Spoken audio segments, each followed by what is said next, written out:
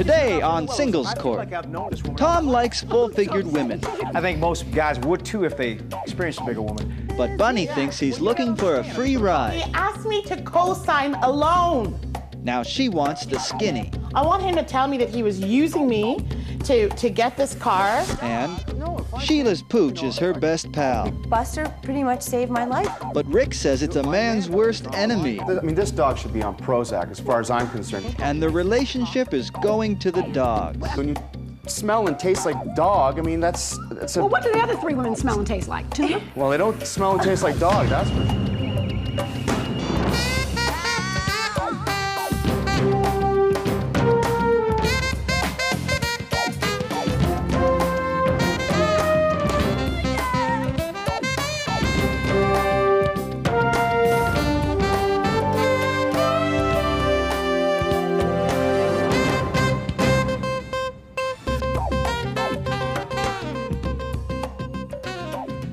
Welcome to Singles Court, coming to you from deep within the Singles Broadcast Network.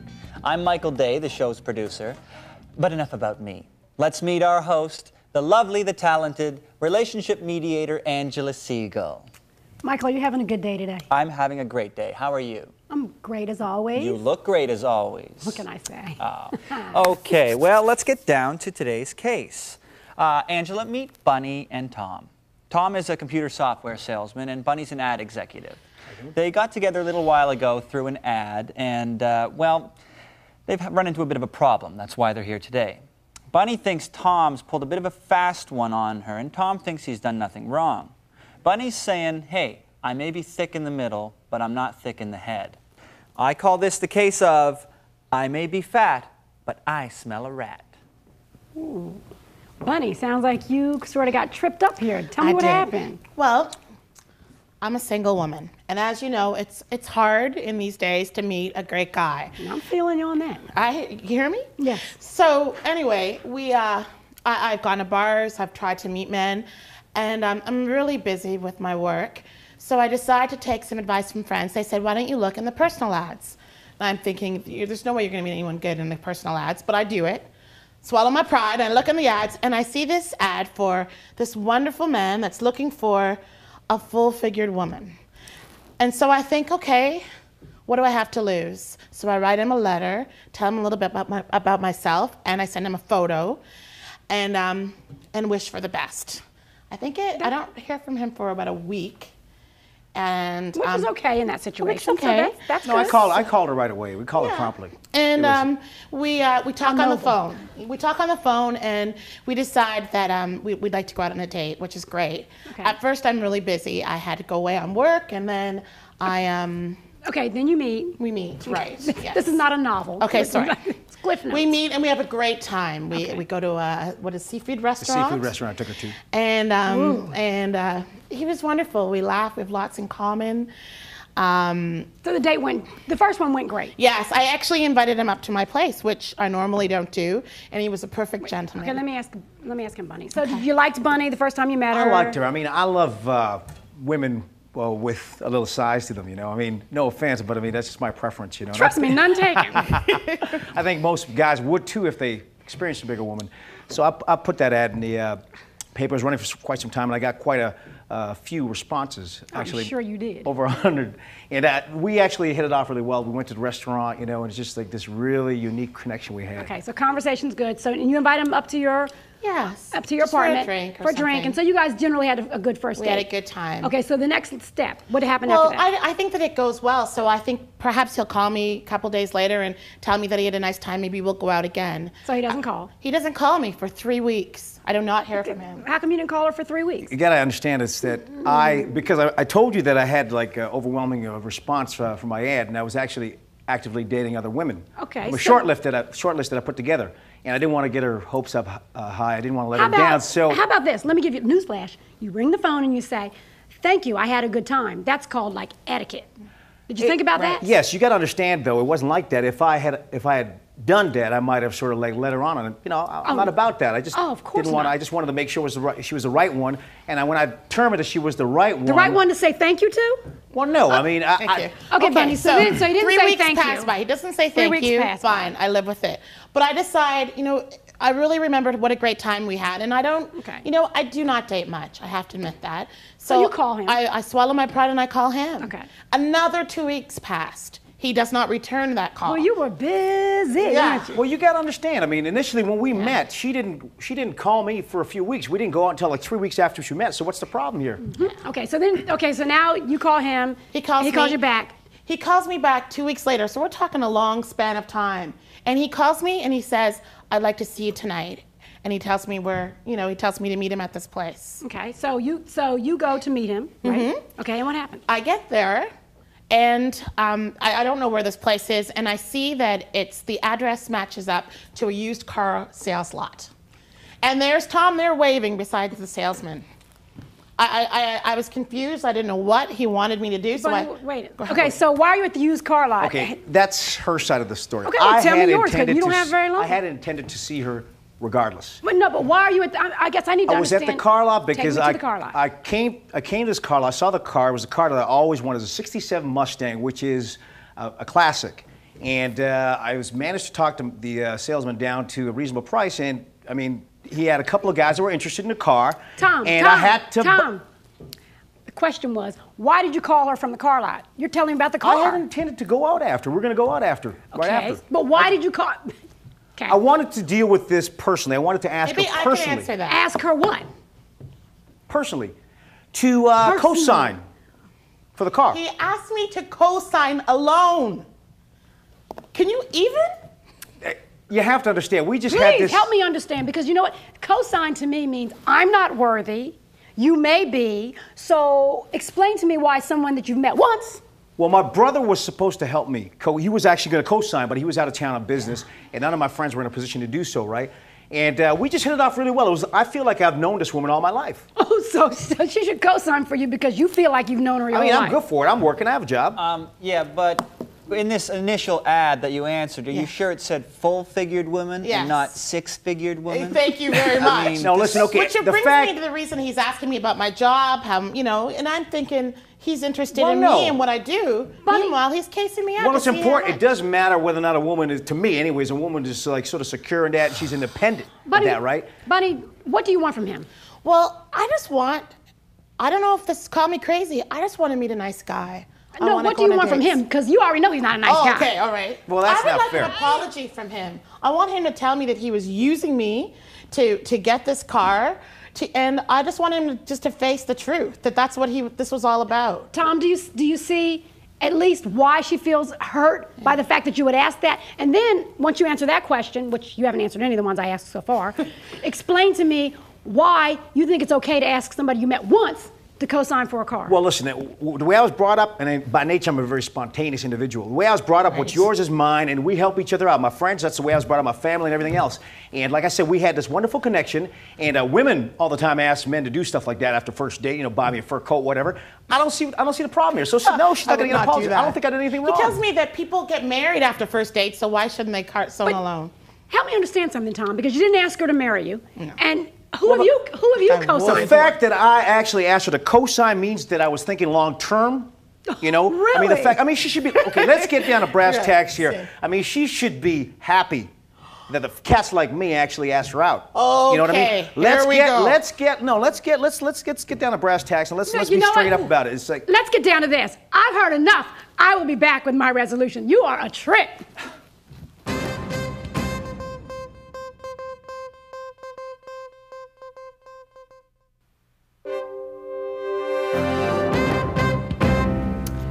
This ad should read, irresponsibility seeking responsibility for a free ride. Bunny, keep trying different things. Keep trying the personal ads, the internet. All those are good things because what they do is they help you to expand the boundaries that you have geographically. There's nothing wrong with that. Don't lose your self-esteem in the meantime. You, Tom, I never could understand how a man could believe that it would be luck for a woman to find someone who needs a cosigner. That's not luck. That's unlucky. That's not luck. And the idea that you think that you want to date full-figured women and that you're doing them a favor is ridiculous. You're hoping that they're beat down enough that somewhere in their mind they'll think you're a good catch, because that's the only way they think that. You know, you're not willing to get yourself together, but yet you would love to hook onto them and hope that they're just not smart enough to realize it. That's not a preference. That's because it's easier for you, and it means that you don't have to take responsibility for your own life. You're just hoping and praying that you'll catch on to somebody that's beat down enough, as I said, hurt enough by society and other people that they'll think you're a good guy. The reality is that relationships are really built on mutual respect, and when one person likes the other person just because of their own lack of respect, that's never a recipe for a good relationship. What I suggest, Tom, is that you fix your credit. And what you'll find is that with all women, there are other things more attractive than the money that they make. So that's that in black and white. Next on Singles Court, Sheila's pooch is her best pal. Buster pretty much saved my life. But Rick says it's a man's worst enemy. The most vicious animal I think I've ever come across in my life. And their relationship is going to the dog. Smell and taste like dog. But what do the other 3 women smell and taste like? Tuna?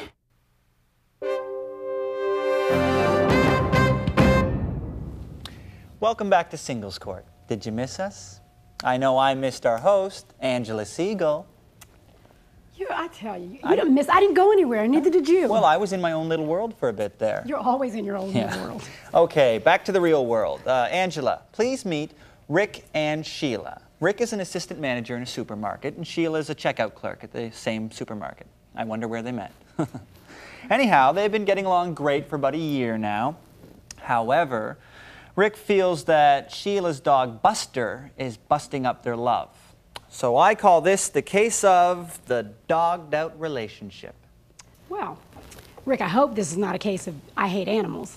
What's going on today? No, I don't hate animals. That's what, people are taking this all the wrong way. I love animals, I really do. But there's a fine line between loving an animal and letting it run your life.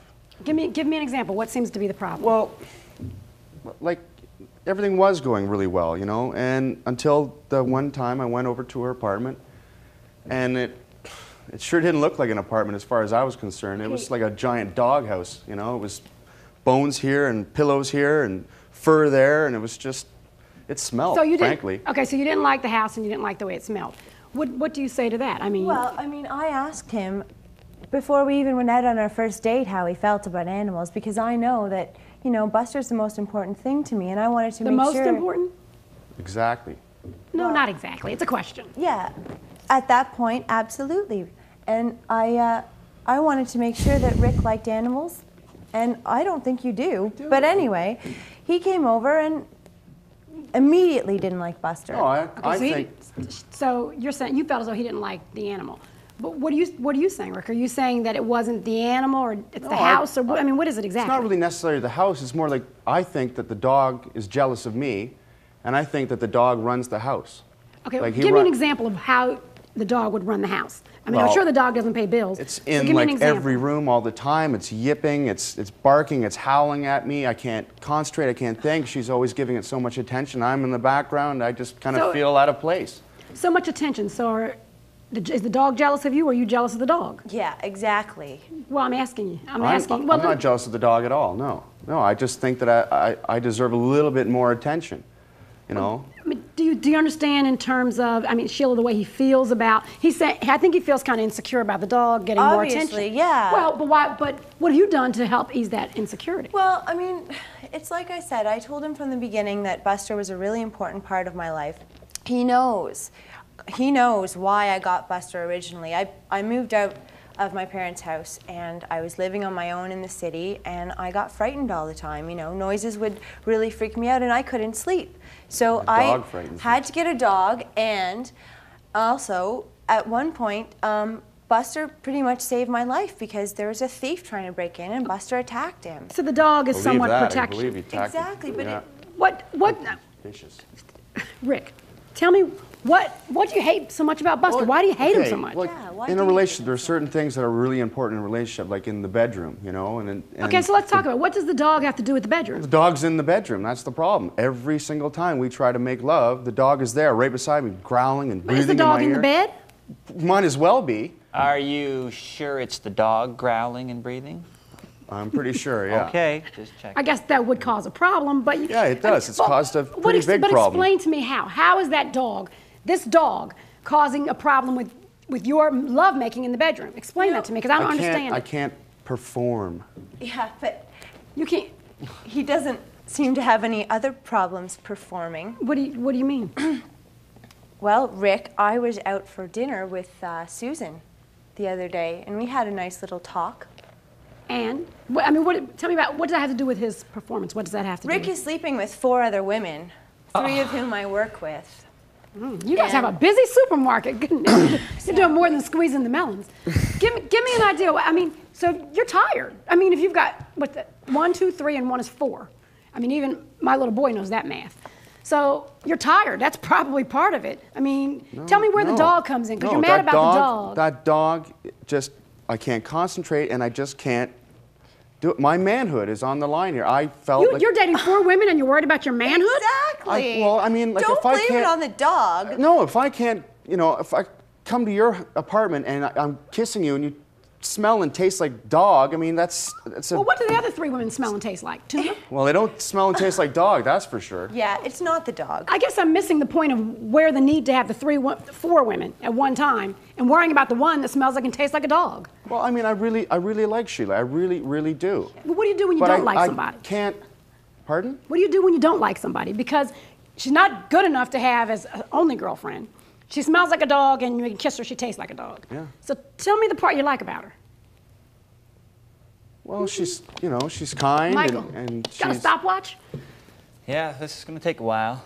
She's a very kind person. She's got a big heart, and, yes, she loves animals, and she's smart, and she's beautiful. Okay. Well, she loves you, and you're a dog, so I mean... And you hate the dog. I mean, tell me, what is it about the dog that... Describe this dog to me that you hate. Just... Describe why you hate him so much. What is it about him that makes him so terrible in the relationship? He's just growling all the time, and he's just always around and yipping. And What's he like? I mean, describe this dog to me. Well, Angela, this dog has got to be the most the most vicious animal I think I've ever come across in my life.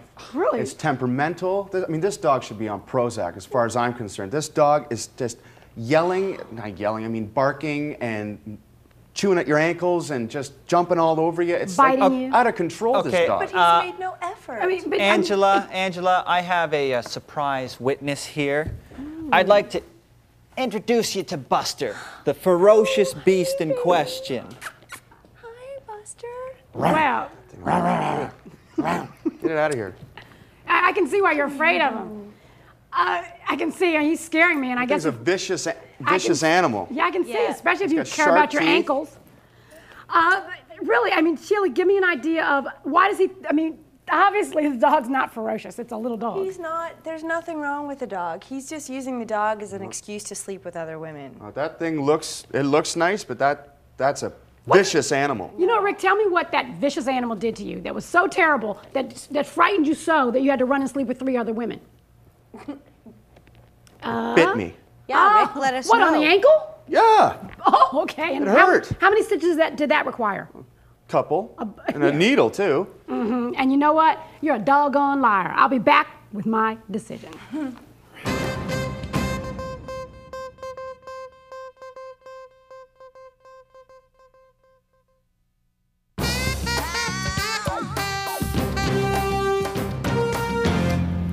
Seems to me as though the dog is the only smart one in this relationship.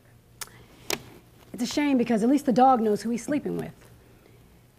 Rick, we must look at the fact that you choose to sleep with 4 women, Sheila being one of them, at the same time.